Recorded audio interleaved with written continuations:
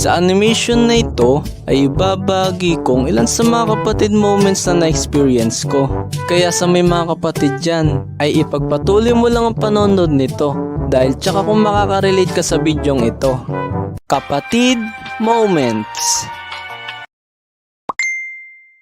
Uy, ano yan? Bakit ka kinikilig? May girlfriend ka na no? Hala, si ate. Wala pa akong girlfriend eh. Wala. Bakit ka kinikilig dyan? Wala yun. Nag-send kasi yung kaibigan ko ng funny videos. Wag ako. Alam ko yung pagkakaiba ng natatawa sa kinikilig. Lagot ka, isusumbong kita kay papa. Ala, si ate. Huwag mo akong isumbong.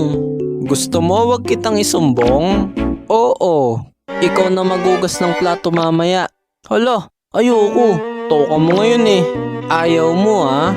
Susumbong na lang kita kay papa. Hala, si ate. Oo na, ako na magugas. Kung pwede lang pumili ng kapatid. Matagal ko nang ginawa eh. Kapatid moments. Si Mo, papuntayin mo mga kaibigan mo dito mamaya ah. Birthday kasi ni Whitey. Si Whitey? Yung aso mo? Oo, papuntayin mo mga kaibigan mo dito mamaya ah.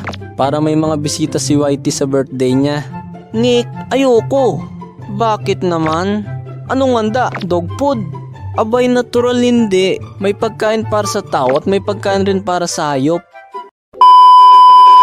Kapatid moments. Kuya, pahiram ng charger. Mamaya na, lobat pa ako eh. Ilang percent ka na ba? 10% pa lang ako. Ilang oras mo nang gamit yan eh. Ako naman. Mamaya na lang kasi. Bakit mamaya pa? Shutdown na ako eh. Mga anak, nasaan na yung charger ko? Gagamitin ko na. Opo ma, eto na. Yan tuloy si kuya. Di na ako makakapag-charge. So doon na natatapos ang ating animation. Bye! See you in my next animation.